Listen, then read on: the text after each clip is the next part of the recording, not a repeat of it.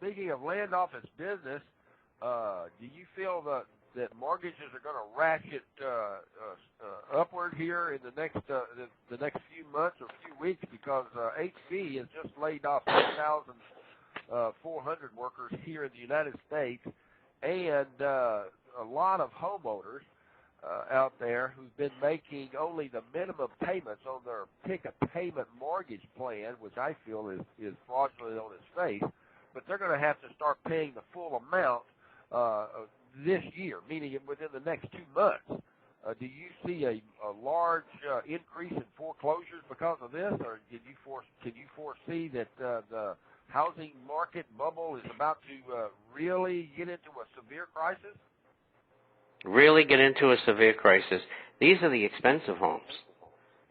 And how about all the people who had great FOICs and lost their jobs and making $150,000, $250,000 a year? They're losing their homes along with it. That option arm, those pick-and-pay loans, don't stop coming up for resets until 2012. So we've got 10, 11, and 12. We get 3 full years of them going into foreclosure. Plus, there's more Alta loans that are going to go. Plus, the good quality, high-quality loans from the people I just described who lost their jobs. You do not want to be a buyer of real estate. If you were thinking of getting out of your home, get out. If you're underwater, walk away and rent. It's cheaper. Here's a question from some friends of mine. What does Bob think about all these companies buying old gold jewelry? Are we better off to just hold on to that gold jewelry or sell it now, because it's just 14 karat, or sell it for cash and reinvest in gold coins? Well, the gold jewelry will go up in value with the price of gold. So if you sell now, they're going to give you 30 cents on the dollar. If you sell at $2,000 gold, they're going to do the same thing. But if you have a piece of gold jewelry that right now is, say, worth $1,000, and they're willing to give you $300 for it, at $2,000, they'll be willing to give you $600 for it, assumably, just on a weight basis. And so your jewelry is going to go up dollar for dollar with the value of gold. Now, if you're in gold bullion coins, it'll go up the same amount. You're in numismatic coins, these are graded mint state coins, they will go up more, usually 3 or 4 or 5 times as much, because there's only so many of them out there. When a big buying comes in, it forces higher premiums that don't happen normally on bullion coins or on that jewelry. The real big money is made in the shares. I mean, you can buy a share in here for $9 that could go to $100. So the real leverage is in the shares. And so those are the opportunities.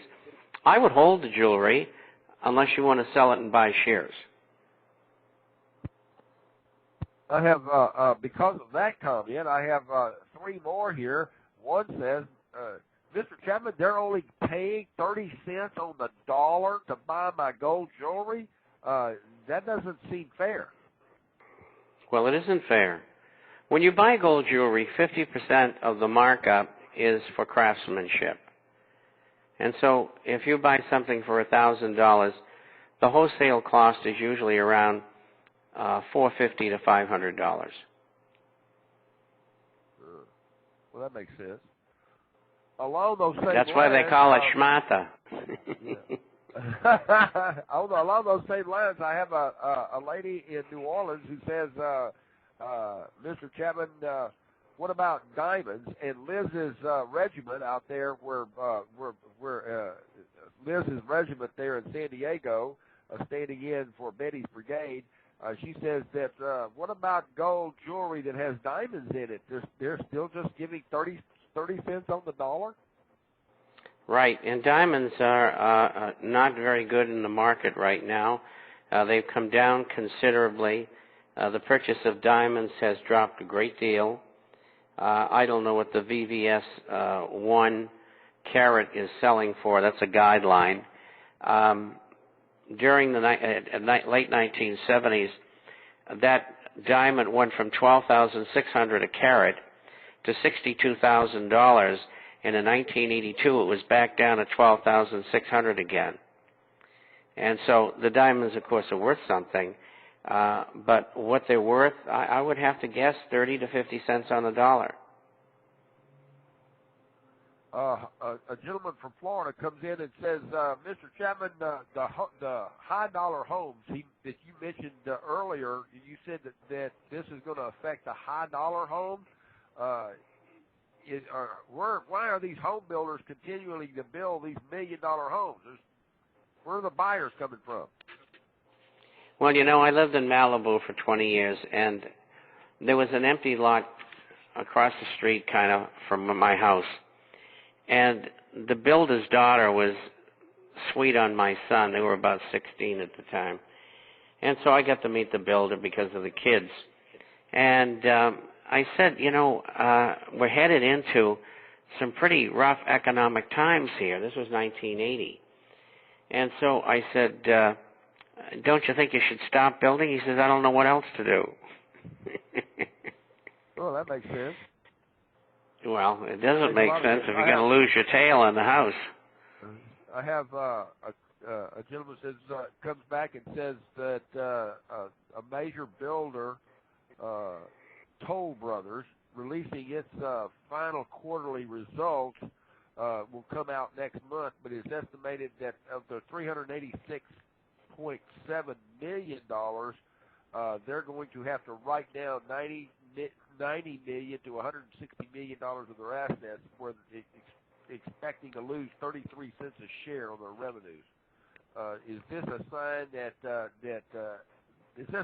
that builders are going to really take a crash hit?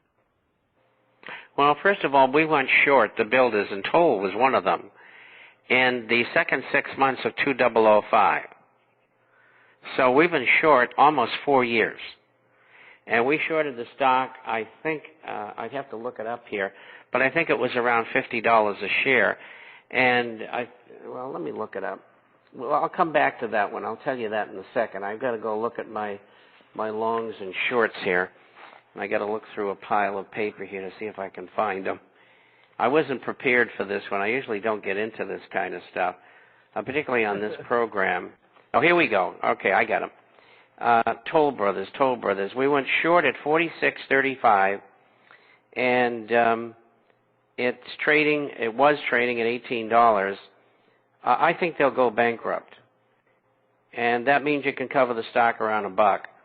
And incidentally, we've already covered a whole bunch of stocks. And just to give you an example, this track record for this publication is the best of any newsletter writer in the world in history. We shorted Citigroup at 44, covered at 122. Countrywide at 1552, covered at 450. Dell Computer 3529, covered at 1220. Covered means you buy it back, and that's your profit. Ethan Allen 3451, covered at 1789. Fannie Mae, get this one, 6668, covered at 80 cents. Those people made $66 a share. Goldman Sachs, short, 108, covered 82. And that stock went down to 56. And it's 135 right now. We went short again. And this goes on and on. So we're really good on the short side of the market, which very few brokers or newsletter writers are. It's an art, believe me. Well, that makes I can believe that. That's why I'm so proud to have you out there. Do you feel that Obama's derivative overhaul will cost more than what he's saying? Oh God, yes. There's 1.25 quadrillion dollars worth of derivatives out there, and 600 billion are in credit default swaps. I mean, it's a nightmare. I mean, this will take 20, 25 years to work out. I mean, our economy and the world economy is not going to recover for years and years and years. And I know what our government's going to do. They're going to have one war after another in order to keep people's mind off the fact that everybody's broke, except the people with gold and silver.